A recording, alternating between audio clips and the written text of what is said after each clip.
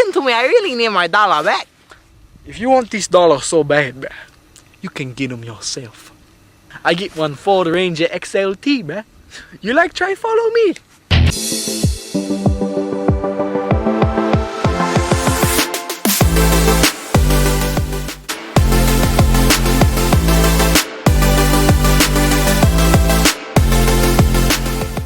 Hello, and welcome to another 5-minute car reviews. I'm Chris, and this thing is the 2009 Ford Ranger XLT. Okay, let me take you on a quick tour around it. Obviously, Ford's small truck from 2009. And what can I say? It's a basic truck. Small, convenient, comfortable, and Ranger. Okay, coming around. There's nothing really special. It's and truck. Ooh, I'm all wobbly today. Walking over freaking crap like that. Anyway, yeah, Ford Ranger XLT. Bam, just in case you didn't believe me. Outside's pretty boring, but it's a truck. What do you expect? It's meant to work. Let's go check the inside, see what's going on. All right, here we go. All right, inside you will find cloth seats, room for 3 if you lift up this center console, and there are a couple jump seats in the back here, although, well, there's one. There's the other. I guess you can kind of see the other one right there, but they are taken up by a speaker, so I wouldn't sit anybody back there even if there wasn't. But you got a center console that comes down here. It uses an armrest or clearly storage. And here we go. Oh, let's get in.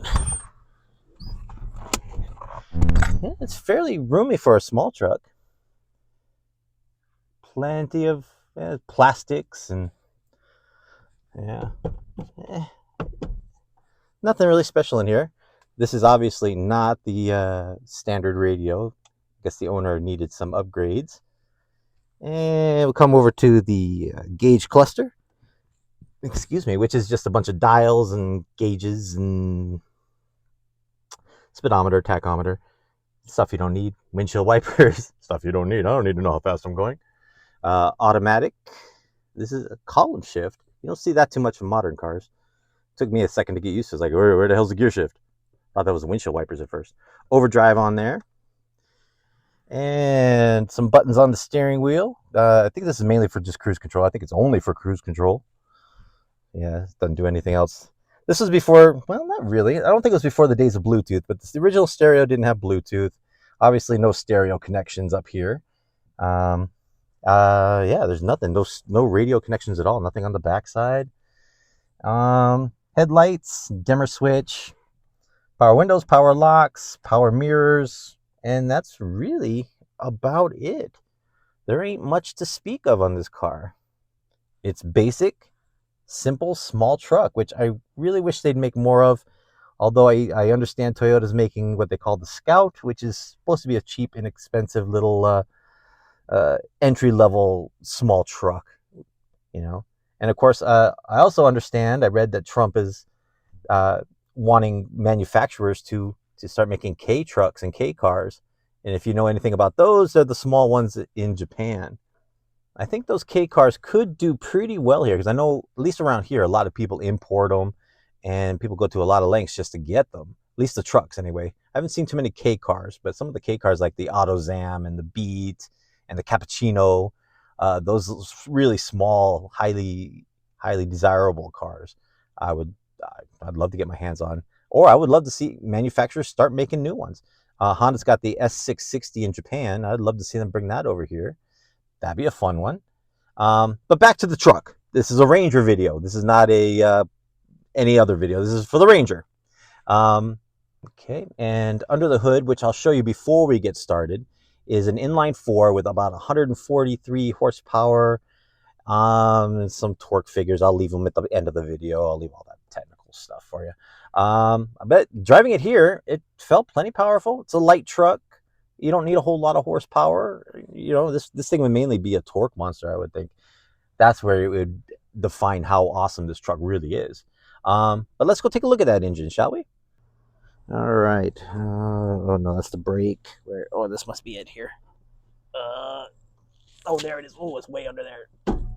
All right, trunk release, way under the middle there. There you go. You can see that little black one there. All right, let's get around and see what's going on. Da-da-da. All right, let me take the keys in case I lock myself out. That would be embarrassing. Okay. All right. Oh.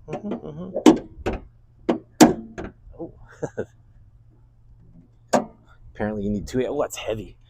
This is a heavy hood. But here you go. 2.3 liter, 16 valve, 4-cylinder engine, 143, did I say, horsepower.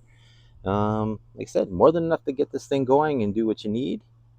And the only other outstanding feature is the size of this bed back here. It's a pretty decent sized bed. You know, about a 5-foot bed. You can hold your iced tea and your Mountain Dew and even some Pepsi. But it's lined, looks good, looks clean. It's held up for the years pretty good. Some hook points there for your bungee cords or tie straps. Yeah, it's in bed. All right. Let's take this thing for a little spin, shall we? My goodness. All right, driving the 2009 Ford Ranger XLT. Again, column shift, shifted into drive. This is really old school. This is not the 4-wheel drive. This is only its 2-wheel drive version, but it's a truck. You can drift it. There you go. You can drift it. You can throw some stuff in the back. You can totally redneck it and make a pool. But let's go. Let's turn on that air conditioning. You don't want to hear air conditioning. Nobody wants to hear air conditioning in a video. Who does that? I do that because I am not professional, even slightly. But like I said, 2009. This car is super freaking old. What is it, 14 years old? If math serves, something like that. Something like that.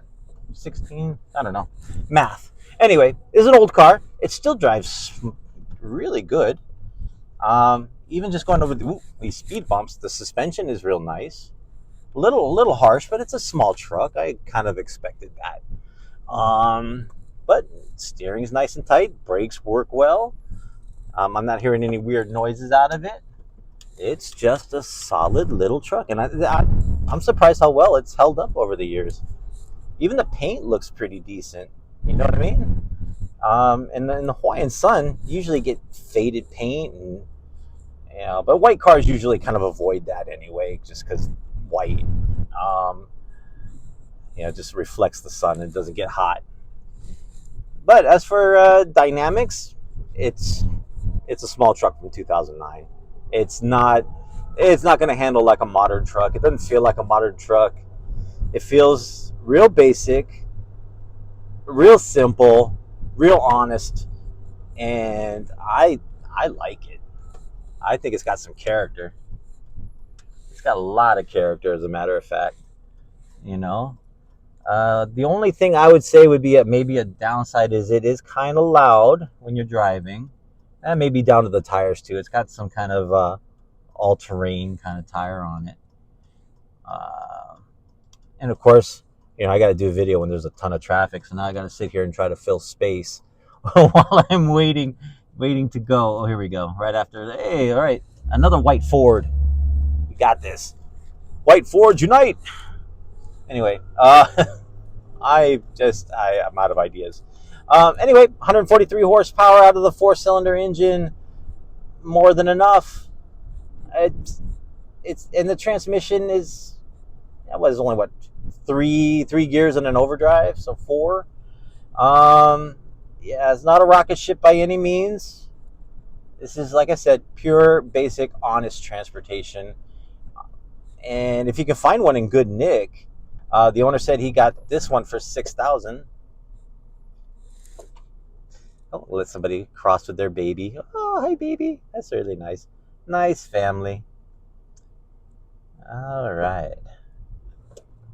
Anyway, yeah, where was I? Oh yes, the owner said he got this for 6,000, and then had to put maybe another 2,000 in it for just some repairs and some upkeep. But it was all minor stuff. It was just a bunch of little stuff that adds up, and of course labor and all that other junk. So realistically, 8,000 for a decent truck, and this one's got like 154,208 miles on it, and it runs nice. You know, there's a couple of rust spots here and there on some hinges. It's all surface, so that's why you hear a little creaking stuff when you open the door. But that kind of takes me back to the old school, where kind of even new trucks sounded like that. At the end of the day, you can get these for relatively inexpensive, and you know, as far as I can understand on this, I believe parts are still readily available, even if they are aftermarket. So you can get, if you just need simple, basic truck to haul some things around. The owner says he uses this for trash runs every now and then. It's a great truck. I give it a thumbs up. I love it.